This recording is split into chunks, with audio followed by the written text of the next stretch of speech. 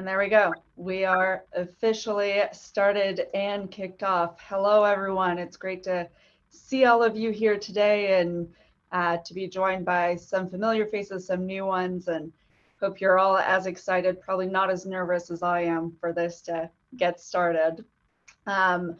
Before we launch into things, and I know that folks have already asked for some very specific questions about the new guidelines, so excited to get all of those questions. I'm going to launch a quick poll to get a sense of who's in the room so that I can perhaps target the content a little bit more and get a sense of where this room is at so that I can, try and tailor the content and make sure that I'm not repeating content that you might know already, and make sure that I can anticipate any questions that you might have as well.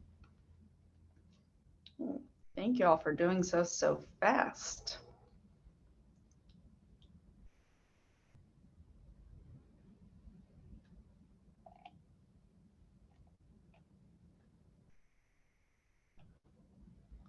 All right, great. Well, that's the majority of you have voted, so I'm going to end the poll. That's very helpful. And you can see the results as well. We have a good mix of folks who are brand new, as with those that have known the past version of the Alaska PACER program, as well as folks from all different representations, from property owners, capital providers, contractors, other government entities, and support system and partners out there. So thank you all for joining here today.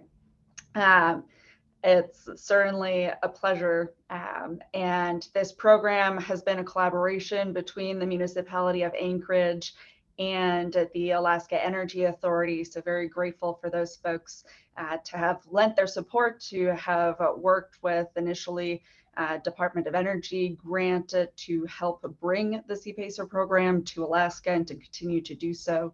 So big thank you to Alaska Energy Authority. I know we have at least two folks from over there here today on the line. I'll stop sharing the poll.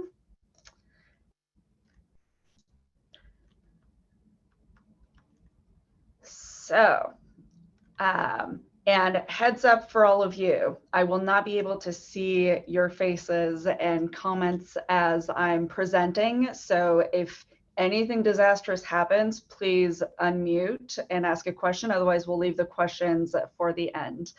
For those who know me, I like to be quite collaborative and helpful for folks. So please help me out as well.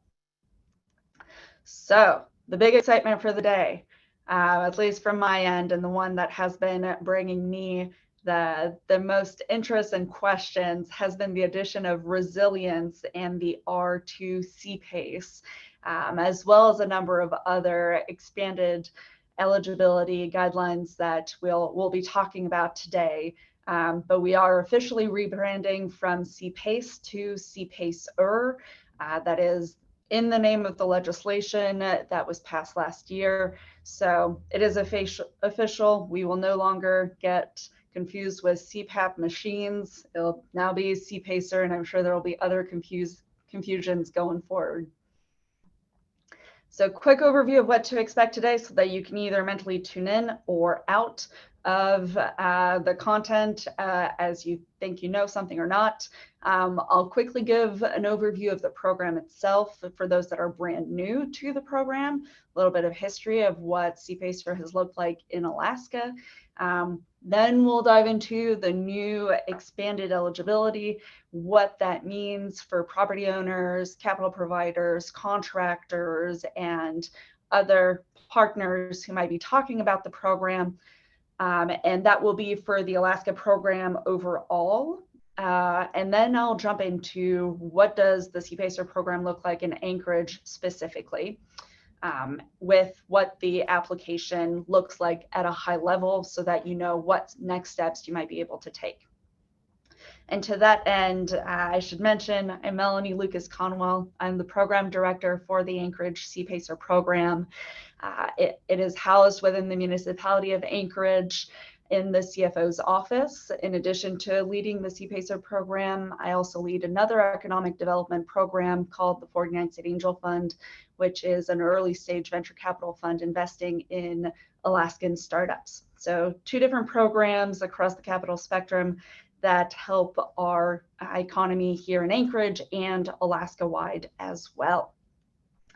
And since this is hopefully going to be an interactive webinar and session throughout, and a great networking opportunity for all of you, I encourage you to throw your information in the chat so that folks can meet you, and perhaps reach out if there is anything that you would want folks to know about you. Feel free to put your contact information in this group, since we do have such a wide variety of folks in this meeting here today. Okay, so for the brand new newbies to this program, what is CPACER? That long acronym stands for Commercial Property Assessed Clean Energy and now Resilience. And it is a financing program enabling owners of commercial and industrial properties to access and obtain lower cost, long-term financing, specifically for energy efficiency, renewable energy, and resilience projects. The capital comes from private lenders, so the money is not funded by the municipality of Anchorage or by the state of Alaska. It comes from private lenders, and it is paid back over time to those lenders from the property owner over time through a voluntary special assessment in the form of a lien on the property. The financing covers 100% of, or can cover with the private lenders agreeing to this. At least from our perspective as program administrators, hard and soft costs associated with the project can be financed by the program. It improves our building stock, decreases operating costs. It is market-based and uses private financing, as I mentioned, so there is no government funding coming through this, just encouraging and leveraging policy as best we can to facilitate these kinds of improvements and develop our economy.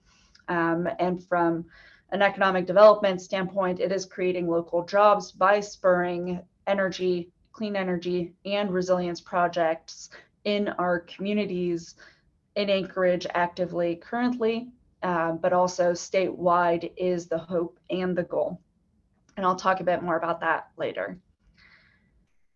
So why is this special? Why do we need one more government program? Because it is helping increase our property values. So eventually that means property taxes might go up. That is what the municipality and any local entity might be looking at in the long run. But most importantly, it is helping our property owners access that capital and being able to finance not just the construction and the installation, but also the maintenance and the operation of these projects in the long run. It is a long-term, fixed rate, non-recourse form of financing.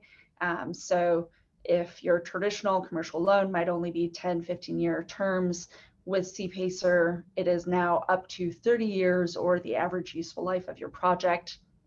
We're now including new construction and retrofits and refinancing as well.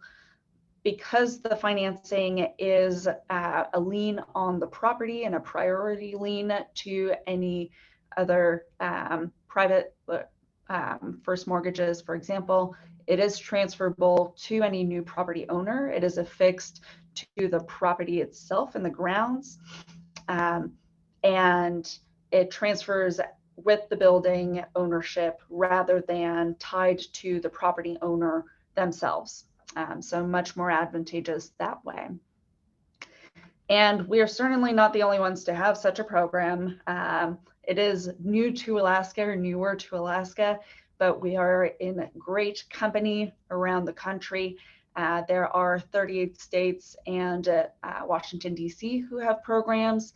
Over the last 10 plus years that PACER programs have existed, it has spurred $5.2 billion in investments, over 3,000 commercial projects, and has created 65,000 jobs and more as these programs grow, as these programs take ground. So what does that look like for Alaska? The state of Alaska enabled its first law, then called the PACE Act, now renamed to PACER Act.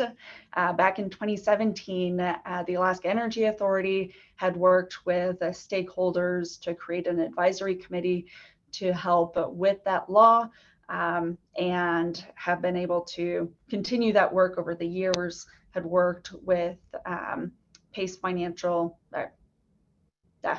a consultant to develop the guidelines at the time, the Anchorage Assembly. And so the state statute allows local jurisdictions to establish programs. That is the role of the state statute. And in 2020, the Anchorage Assembly allowed for the Anchorage PACER program to be established here. And on April 1st, 2021, we launched the Anchorage PACER program here in the municipality of Anchorage, and opened up to applications. Last year, 2022, Governor Dunleavy signed HB 227 into law, which expanded the program eligibility and causing for us to be here today and discussing all of this. And at the same time, the Mat-Su Borough also passed an ordinance to establish their PACER program, although we're in discussions about how to administer it and actually execute on it. And I know that we have some Mat-Su folks on the call too. And then earlier this year, the Anchorage Assembly amended the ordinance so that it follows HB 227. And today, we are relaunching the program and accepting applications under the new guidelines, which is extremely exciting. Last year, we also had the pleasure of and great excitement of having our first 2 PACER loans close. The first one was in August in the RIM office building, which is right next to City Hall, kitty corner to my office building. And with their improvements that you see here, they're projecting to realize a 42% reduction in their energy costs annually. And you'll see there's a little white box at the top left of their building, but in front of the Easy parking.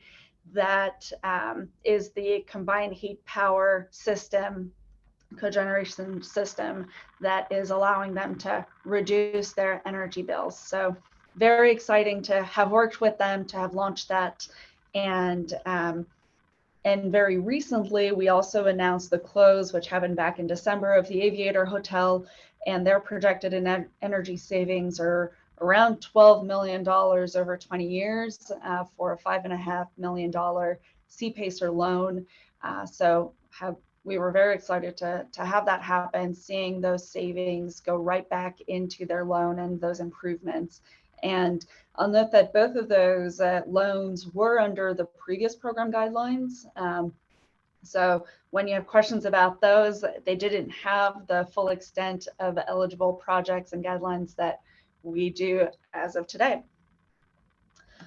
So as I mentioned, Governor Dunleavy expanded the program guidelines in June of last year, which was a very exciting moment and the reason why we are all here today. And so I will jump right into it, since I'm sure that most of you are wanting those details. Since we have a mix of folks that were familiar with the previous program and the new with the previous program and folks who are brand new to it, I will mostly talk from the perspective of this is what is now allowed for. But here you'll see that I highlighted in yellow the new pieces of eligibility specifically, so that you can get a sense, for those that are familiar with the past guidelines, what has been included into the project here. So property owner wise, the property owner does need to be a private entity, current on all mortgage and property tax payments, legal record holder for the property, and no bankruptcy proceedings. The property itself is all commercial and industrial buildings for Anchorage specifically, and probably other jurisdictions in Alaska. We do include multifamily of 4+ units as part of commercial. And depending on what permits you're applying for, we might also include 3 and up units as well. So we have some flexibility there depending on what permits you're applying for. It is no longer just existing construction. We are now including new construction as well, which is extremely exciting, should open up a lot more doors. And as I mentioned, the property does need to be privately owned. That does include nonprofits, since they can receive special assessments on their properties. And it does not include any government-owned properties, since I've gotten those questions before, although one can say that government properties do have better access to financing, lower cost financing than perhaps traditional commercial loans from private lenders. So there are options there. It's not completely excluded. The projects themselves, resilience, as in the name, is being included here, and that is a broad swath of projects that I will go into. Construction is included as well. And we're adding refinancing of existing projects that have been completed and installed in the 24 months prior to the expected close of the PACER project. So that is new as well for any of you that have projects that you might have done, as we talk into more details. Happy to talk more about refinancing there. And we're changing the maximum loan, PACER loan amount. Previously it was on the assessed value of the property. And now that we've added new construction, we've changed it to the maximum PACER loan amount is equal to 25% of the market value of the property, which includes assessed or appraised value. And I've already gotten questions about waivers for that maximum amount, which we will consider once a property owner has discussed this with their potential capital provider as well. The goal of this program is to enable construction and project improvements, not to hinder them. So very willing to discuss any edge cases around these project guidelines. And we're lengthening the loan term amount from 20 years to up to 30 years, or the project's average useful life. Now, for those a little bit more visual, they're a 2x3 matrix of different types of projects. We have the 2 buckets, clean energy and resilience. And then for each one of those buckets, we have new construction, retrofit, and refinancing, if that visual helps for folks. So between all of those buckets, it used to be that we just had clean energy retrofit, and we're now 6xing what we previously allowed for. So great expansion there. And please be patient as I answer questions and find out the answers for myself. So exactly what are we talking about in terms of projects that can be financed? There is a broad swath of them. And some of the more exciting ones, especially for Alaska, EV charging stations obviously is a very hot topic these days. Given this last winter that we had, snow load management is also explicitly listed as an approved improvement or project type in the Alaska statute. I don't expect any other state to have snow load management in their allowed project list. But that is one that we're particularly excited about for this coming and future winters. Seismic improvements are also very much part of it. CHP, as I mentioned, is one that we get a lot of questions about, and both of the existing projects have done. And particularly for Northwestern Alaska, we're excited to have erosion management included in there. And we've gotten questions from Fairbanks, for example, about the fire hardening as well as water management and conservation. So those are generally what are included as the eligible projects. If there are other ideas about what you think might be part of resilience in particular, since that is such a broad definition, please do ask, and because we're, as I mentioned, very willing to work with property owners and contractors to enable this program and to roll it out into the streets. And especially for contractors that might be on the call, if you provide any of these services, we absolutely would love to talk about how we can bring this to your existing or potential customers. So the first step, and as part of the application, you need to have an independent audit of the project, of what you're looking, that is separate from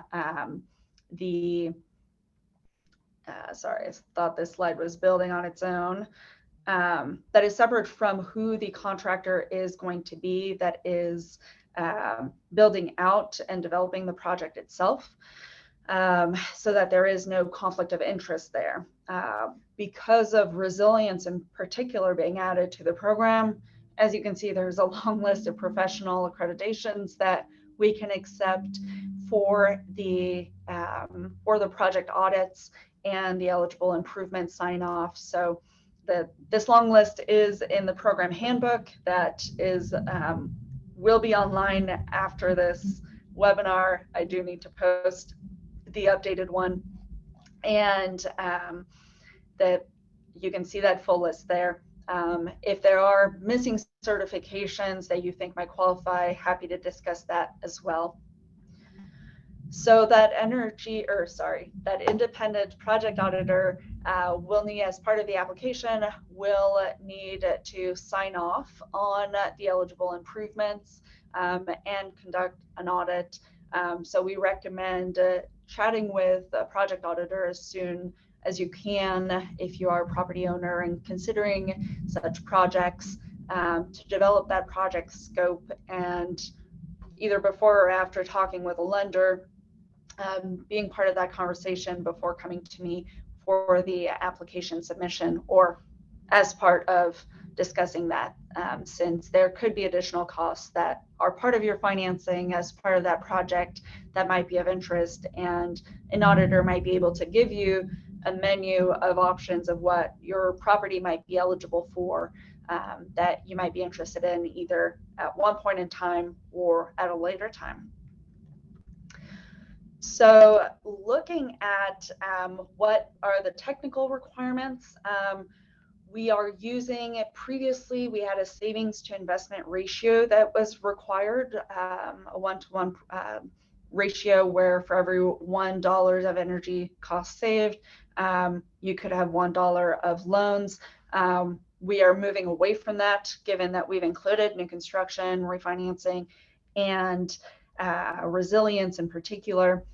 So the new technical requirement and baseline is that your eligible improvements must perform above or exceed the local jurisdiction's adopted energy or building code, or the AHFC-B's standards, building energy efficiency standards, whichever one is more stringent. And we kept that wording vague because we know that for Anchorage, for example, we are going off of the IECC 2018 guidelines, but considering the 2021 guidelines, and we're future-proofing the program guidelines this way.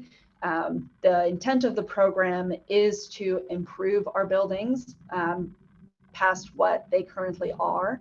So we do want to see that exceeding of the building codes, but we know that in some cases, especially as I look out my window, there's certainly a lot of room for improvement, so it shouldn't be too difficult of a baseline to conduct. So for the new types of projects that we're allowing, in particular, for new construction, for example, again, all of these details are in the program guidelines and in the application requirements, so don't feel like you need to read every single word of these slides. And I will send out these slides afterwards as well. So again, you don't need to read every single word, but a whole bill, if it is because of the subcategories and the 2x3 matrix of what projects are allowed, there are a lot of subcategories of new construction for energy versus new construction for resilience. And you can, if you're a project auditor, you can go about it where you have either go from a prescriptive approach, documenting each of the proposed eligible improvements independently exceed the jurisdiction's building codes, or going a performance approach, reviewing the whole building energy model, prepared following a methodology consistent with level 2 audit of ASHRAE, and demonstrating that the building's performance will exceed the baseline. Different ways depending on whether you're energy or resilience focused for that. Speaking of resilience improvement projects, so for existing buildings, looking at what the existing baseline is. And for example, if you're doing fire hardening, looking at what the Alaska State Fire Marshals require, or for Anchorage, for example, same thing. And looking at what the International Fire Code is as well, and what that might mean for your building to exceed those codes. If it is new construction, looking at what does that mean for any prior, based on what you're considering, and what does that look like compared to the current building codes and restrictions, to establish what that might mean to exceed the resilience for your new construction specifically. Retrofitting projects for existing buildings, probably the most straight line type of project, since we have an actual baseline that we're going off of. And so thinking about for energy, for example, very easy to look at and do an energy audit to understand how you're exceeding the current energy usage. And same for resilience, the current condition of the property and what you're looking to add in to enhance the resilience of the building itself, and who the relevant professionals might be for the type of improvement that you're looking for. For refinancing, as I mentioned, the refinancing of projects applies for projects that have been installed or operational not more than 24 months prior to the expected closing date of the PACER financing. And that's to ensure that the projects were recent enough that we're able to refinance them, and encouraging the use of the program itself. It still does require a project audit to show that the eligible improvement, the projects are considered eligible improvements and are operational and do exceed the building codes or the AHFCB's standards there as well. Money-wise, there are a long list of qualifying costs for the PACER loan, of course, up to the discretion of the private lender that is in their hands. But from a program standpoint, this is what is allowed to be part of the PACER financing or refinancing. We do allow for capitalized interest and financing and origination fees, any of the program closing fees, permitting fees, long-term maintenance and operations of it, and the very broad any other costs or fees incurred incident to the installation, modification, or improvement of the project itself. So if you are a capital provider and contractor in Alaska, or frankly outside, and we've seen a lot of interest from outside capital providers, We have a self-registration process on the Anchorage CPACER website that asks that you read the program guidelines. And as I mentioned, after this webinar, I will make sure that the guidelines are the current ones, the final ones on our website, since I was preparing for this presentation. I will look through the submissions and make sure that everything checks off and that the contractor or capital provider do follow the guidelines based on what they submitted. And then we publish a list of those self-registered providers on our website so that potential property owners or other interested parties might be able to access that list and develop their project much more efficiently that way. But you do not need to be a registered provider to work with CPACER. That is just our way of allowing folks to have a concise and easy list to put it out there. And if you are, for example, a broker or a real estate agent, happy to discuss how you might be able to market CPACER and create a type of registration for you if you would like to promote CPACER as part of your of your services. So as I mentioned earlier, the municipality of Anchorage, we have a program that is now accepting applications under these new guidelines. And when I talk about Anchorage, I do mean the whole jurisdiction of the municipality of Anchorage. So that does include Girdwood, Chugiak, and Eagle River as part of Anchorage, the Anchorage area. And Matsu, as I mentioned, we're also very excited for them to have passed their enabling legislation. And we're discussing what a program administrator might look like for them. And I know we have a few Matsu Borough folks on the call as well, which it's been a fantastic partnership. Informally, we've gotten questions from the Kenai Peninsula, from Fairbanks and North Star Borough, as well as Juneau, about enabling this program, and very happy to send our ordinances and resolutions so that you might be able to have those programs and add more logos to the slide going forward. And I know myself and, well, hopefully the Matsuboro folks as well might be available and a resource on how to pass that legislation. If you are in jurisdictions that you would want to see CPACER in, happy to talk to you about how to talk to your local government entities and what documents they might need to be able to bring it to their to your own jurisdiction. So speaking of wonderful Anchorage, where I'm dialing in from, home of the Dena'ina Athabascan people, specifically for Anchorage, we have changed our program fees a little bit, not dramatically, but looking at the nationwide program fees and what other programs charge to be able to run this program sustainably in the long run.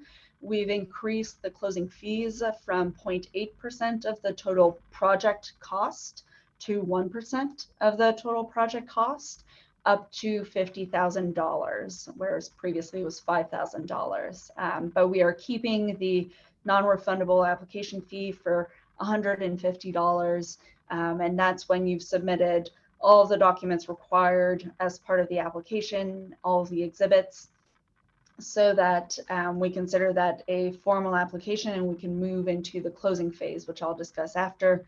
And then annually, we use the same mechanism as property tax to bill annually the special assessment.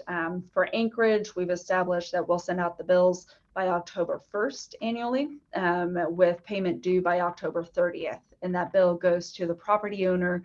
We then keep 0.5% of that annual assessment payment and remit the remaining amount to the lender, capital provider for the CPACER loan. So that is the mechanism that we use there. And practically, what does the process look like? If you're either a property owner or any other entity there, The first step is to learn about the program. So congratulations to all of you. You've hopefully learned something new to be able to take on this program.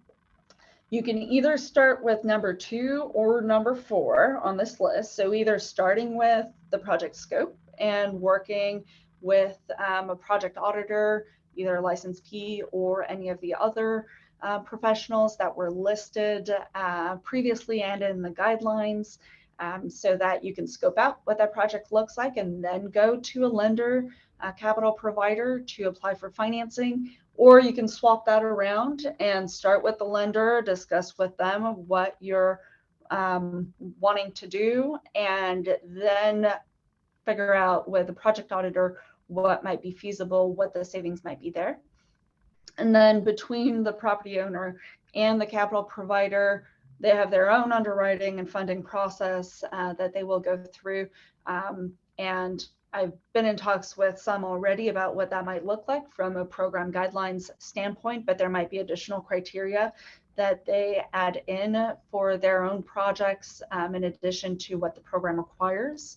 At that point is when the application comes together with the offer to fund and term sheet, as well as the project scope, the eligible improvements.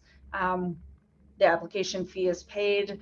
We then move into the closing of the loan with a notice of contractual assessment for the lien, as well as owner and capital provider contracts with the municipality of Anchorage or your local jurisdiction. And then I take all of those documents, walk across to the state building to record the lien. And from there, the project can be installed, construction can begin. And after that, the bills will start coming following that, depending on what the billing schedule looks like there. It will be the following year to when you close the loan itself. And if the building is sold, as I mentioned, since this is a lien, the assessment will continue with the new owner. And if for whatever reason the property goes bankrupt, then we will move into the municipality or local jurisdiction will move into standard procedures if there are any delinquent liens or taxes. So that is standard procedure there. So with all of that, I would love to hear from all of you. There are a number of different ways that you can reach out to me. Here's my email address, cpacer@anchorageak.gov. Otherwise, that all goes to me. My email address is melanie.lucasconwell@anchorageak.gov. A lot longer to type out, but that also gets to me. If you're a capital provider or contractor, please do sign up as a provider on our website, cpacer.muni.org. We also have for property owners, I've created a much simpler interest form to just get the information in there and then set up a time to meet with me. I also have my Calendly link on the contact page of the Anchorage CPACER website. And then if you are interested in receiving these lovely updated program brochures with all kinds of informations, either for yourself or for any potential customers, whatever the use you would like these brochures, I also have a form on our website to fill out how many you would like and where you would like me to mail them to, or if you would like it to come by Anchorage City Hall and pick them up in person. Very happy to do that too. I also have the PDF of them online. The bottom line is, would love to hear from all of you, and I'll open it up to questions. If you either want to raise your Zoom hand and ask it live, unmute as I scroll through the chat to see what other questions have been coming through. Whew. Well, you look for questions. I want to jump on for Matt Sue and let you know that we are working on getting our website up and running. Until we can secure a third-party administrator, I'm going to fill that role for the borough and work with our people. So we have basically stolen Melanie's website for Anchorage, and our IT people are working on helping me convert that to a Matsu site. My hopes are that that will go live when I get back from Salt Lake at first part of August. So we're shooting for it. We're trying. So all of my contact information is in the chat, as well as currently out on our website under a CPACE overview. Thank you, Pam. I'm so excited to hear that. And yes, the whole entire, the ethos of this program is to share this. What we have, everything that we've done for Anchorage is to be used statewide as best possible. There is no point in reinventing the wheel. And I will mention that the new guidelines were developed in collaboration with the Alaska Energy Authority, as well as the CPACE Alliance, who helped us find best practices and details for all the new things that we've added to the menu of offerings for this program. Okay, Jean, if you'd like to unmute. Yeah, can you hear me? Yes. Okay, I'm just wondering, I think the last time I checked, you said that the individual calculations for the repayments, you were going to be doing them sort of by hand instead of the municipal taxation system sort of automatically doing that. Have you figured out software-wise how the system can automatically process that and send out those bills, or are you still going to be doing them sort of manually? For now, manually, because we just went through a whole software upgrade for the tax payments for Anchorage using Kama, Tyler. We're still working on that software implementation. Thankfully, with just 2 CPACER loans, we're buying ourselves a little bit of time, but I hope to have a very complicated life very soon with more projects. Yeah, and I'm curious, with the success of those projects, the publicity that they've generated, news coverage and whatnot, are you seeing a real uptick? Because that was always thought that you had to have a couple successes and that would really start the ball rolling. Oh yes, my gosh. The Aviator Hotel in particular was a big one, and even the RIM building. The RIM building was at that awkward period where we were straddling between the old guidelines and upcoming new guidelines. So we're now officially under the new guidelines, which is very exciting and made it a much easier follow-up of questions for the Aviator Hotel questions that came about. And I know that both Larry Cash and Mark Begich are very willing to answer questions from folks from a property owner standpoint. We did a webinar with one of the RIM investment folks with REAP a couple months ago to discuss what their experience was. And yeah, always happy to give all the different perspectives there. We might even do a Anchorage Chamber of Commerce Make It Monday with a property owner, to one of them, to be able to answer questions from that perspective. Okay, and one last question for you. I think you mentioned inquiries from the Fairbanks North Star Borough. A previous mayor was very interested before the original legislation was passed, and that's sort of fallen away. I know that our borough has been either contemplating or going through a software upgrade also for their taxation system. So that was supposedly the reason that they were sort of kicking the can down the road. As far as ongoing expressions of interest, I scrolled through here. I'm not sure if there's anybody on with the borough or local government. Who's been the contact person there? It's been varying. I'll follow up on that. Okay, thank you very much. Thank you, Dean. All right, Valon. Yes, Valon. I had a question in regards to, so for like new construction, let's say you were doing a hotel or something, is it just, first of all, is the loan just a standard sort of like construction loan with draws? And then what is our, like in terms of the auditor, like I know if you have an existing building, you can have an energy audit and stuff like that. But for new construction, how does that work? Do you just demonstrate the energy efficiency, or like how Yep. Either through the, yes.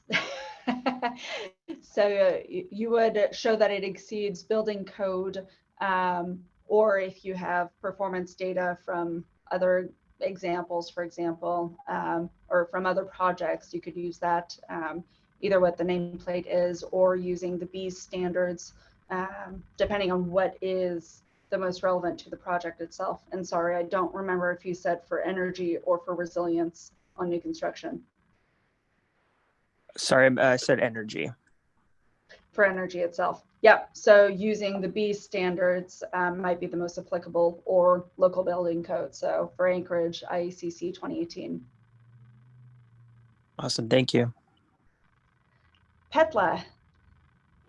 So my landlord has a fourplex and he just did the roof on it, and it's the perfect southern facing roof. And he qualifies for the CPACE program. We had Alaska Solar come and do an assessment, and they wrote down a budget and exactly what they're going to do. But he's got 5 meters on the back of the building.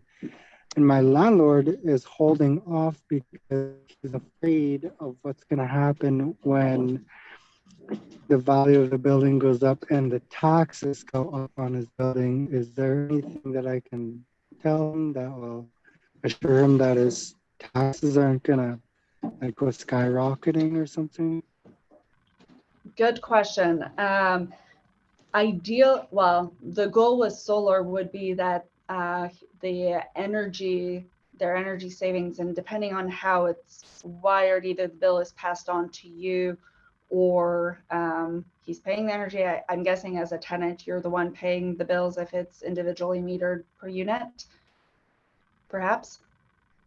But that would be a increased value to the building itself. And yes, that might mean increased taxes, but it also means increased value at the resale of the property. So they might be able to get more when they do choose to sell the property. Additionally, they might be able to attract, well, perhaps raise the rent, sorry to say, but to attract a different kind or better, different types of tenants, and get more for their property that way to offset the cost of it. But the energy savings from having the renewable energy improvement, in theory, would be what repays the amount of the loan and potential taxes down the line. I'm not an appraiser, so I can't speak specifically of what the assessments might look like down the line due to that. And Hugh says the landlord's costs are going down, so it should help maybe in not having to raise the rents hypothetically.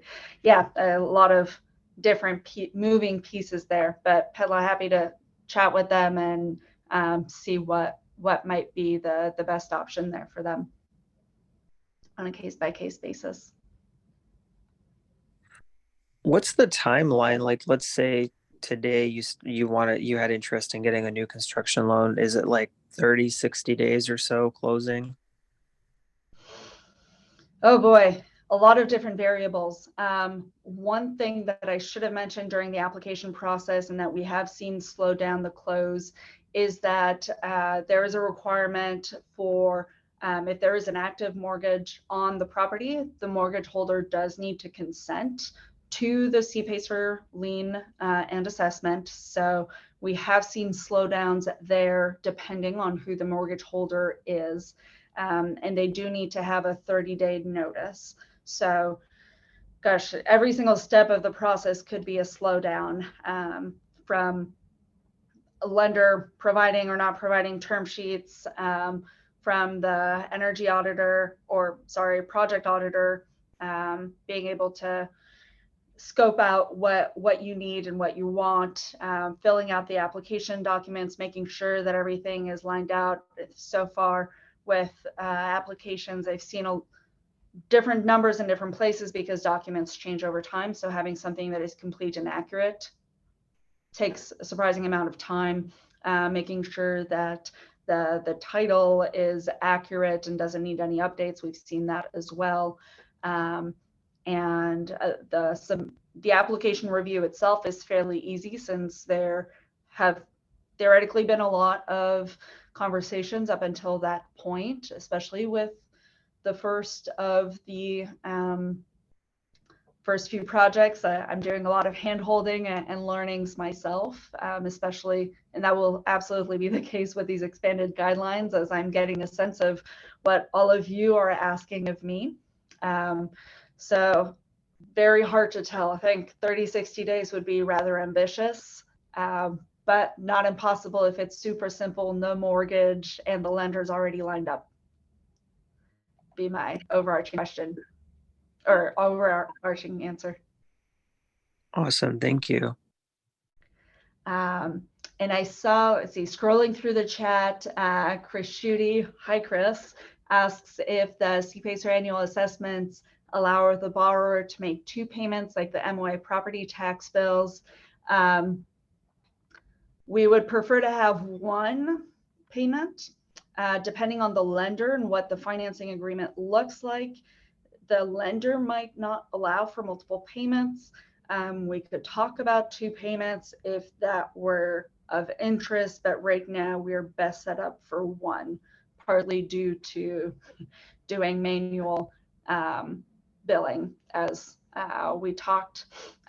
Jean, hold 1 second. There was another one from Hugh asking for the 40,000 foot brief overview of the insights for the resilience edition, and ultimately what ultimately you're seeing it doing big picture. Because that's a good question. Thank you, Hugh.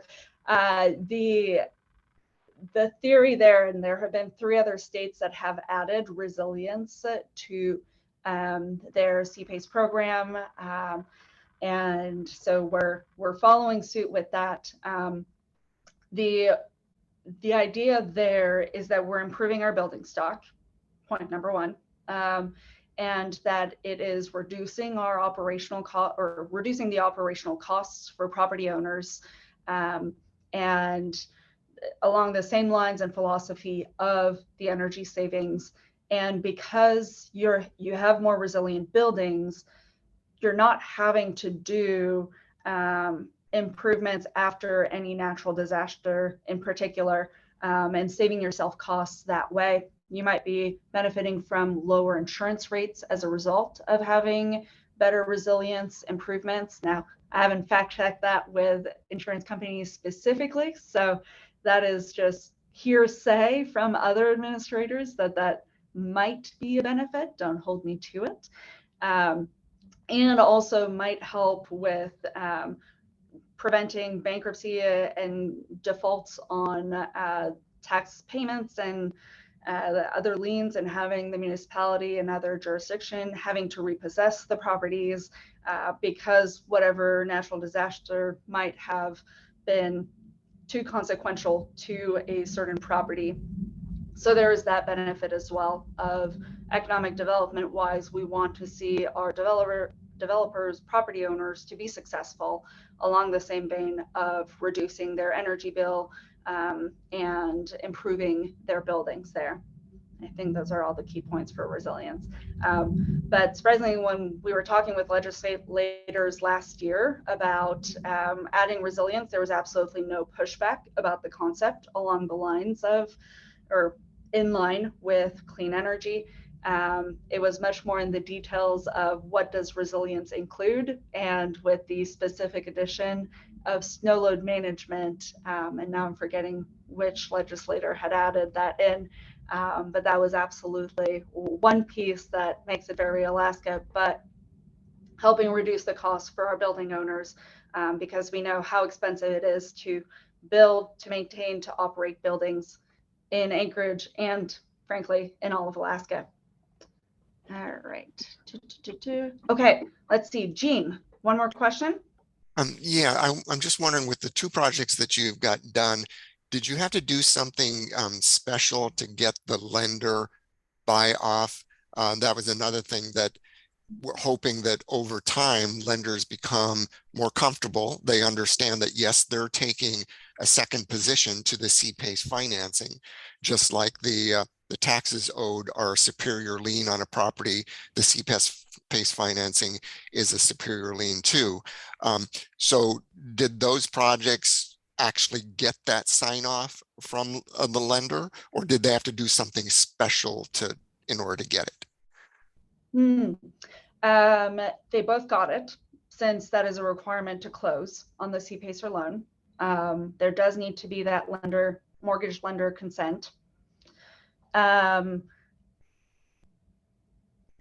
Do something special. There were a lot of conversations about it.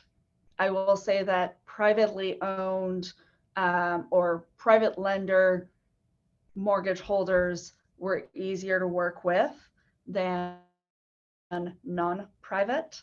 A lot of learnings there, but I think we're moving forward on those. And can you tell me the lender for those two projects, was it the same, or is it the same lender, or have we educated two lenders now?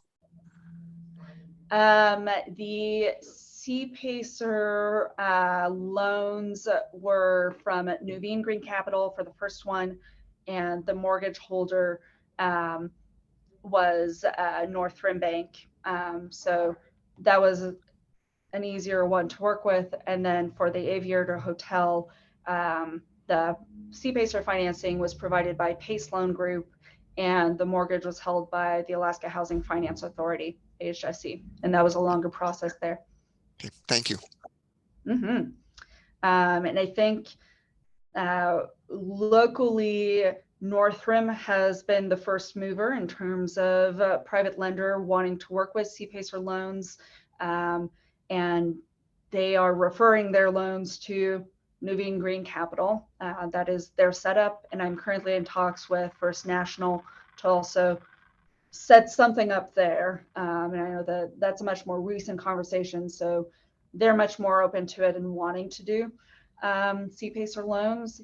Key Bank and Wells Fargo were not as willing to provide capital for CPACER loans, but that is everything with a very willing property owner and customer of theirs.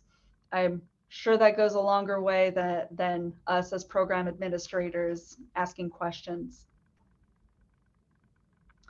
And Chris, do you want to ask the last question for the day? Yeah, thank you. Can you hear me, Melanie? Yes. Okay. On that last point about the national banks apparently not being super interested, I'm a little bit surprised by that, given it's my understanding that some of those lenders participate in PACE and CPACE in other jurisdictions. Have you had a chance to talk with those lenders about what it is about the Anchorage program or the Alaska program that doesn't excite them? I'd be interested in talking more about that, because Key Bank and Wells Fargo explicitly told me that they, well, and it depends whether we're talking about CPACE financing or signing off as a mortgage holder. As CPACE financiers, they've told me no, because they provide project finance, and that CPACER would be in competition with that product offering. So that was their answer there. As far as being a mortgage holder and subordinating, Wells Fargo, if I recall, refinances most or leverages slipping which one isn't in business anymore. It's not necessarily their funds that they're using. So they were iffy on signing off as a mortgage holder, but more flexibility there. Sorry, escaping my brain at this moment. Thank you. Fannie Mae, thank you. Thank you, Tom. That's what I've got for all of you. It's 11 o'clock in Alaska. Thank you all very much for joining. As a reminder, very willing to put these in the mail if you would like some, or if you want to come by and have coffee with me in or outside City Hall. Very happy to. I can't promise that everything has CPACE, the R of CPACER on it exactly. You might still find some discrepancies and some old things in little places. Of course, that is absolutely intentional to get your attention and to send me an email. But please help me out by sending me an email if you do find those Easter eggs of old requirements that might be lingering in different places, since there are a lot of documents and a lot of different pages. So that assistance is much appreciated. And I hope you all have a wonderful day. And I look forward to either meeting or chatting with you by email or by phone, and making this program a big success, not just in Anchorage, but across Alaska. Thank you all. Thanks, Melanie. Melanie.